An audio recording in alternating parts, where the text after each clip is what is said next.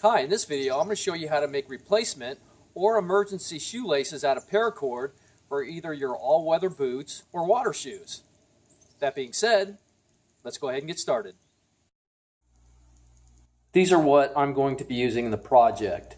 I have a weatherproof boot without any laces and a water shoe that I need to replace the laces in. And I also have this marine heat shrink tubing and this 550 paracord. Now with the water shoe right here, you have this little spring-loaded clamp that helps keep everything nice and tight and when you adjust it on your foot.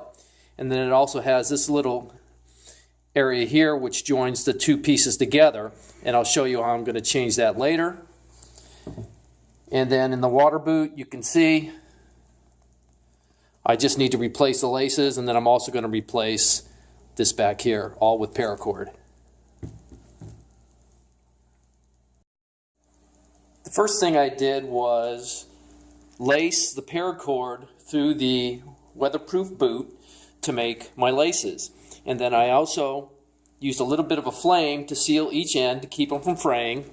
And then I cut two pieces of the shrink fit tubing to act as aglets, which will slide on to each end of the lace, like that.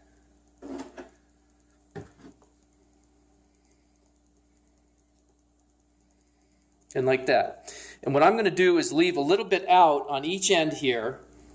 If you can see the little bit of a tip out on each end. And I will use a lighter just to make sure I seal the end on either one of these. And then I'll go ahead and use a hot air gun to shrink the tubing. So once the tip was melted and the shrink tube fitting was heated, this is what you have. You have your little aglets on the end, and now you have your new laces all done. Okay, so I have the little piece here that I tied in a knot and then went ahead and melted the ends to make sure it stayed in place. So that's it for the weather boot. Next I'll move on to the water shoe.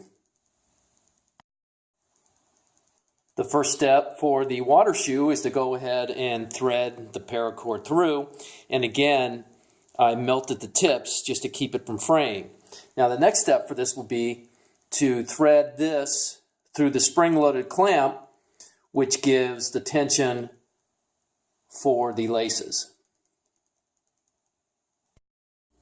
So now I have the laces threaded through this little clamp here. And then I'll go ahead and tie a knot in these two ends to make it together in a loop, and then I'll go ahead and melt the tips on this as well.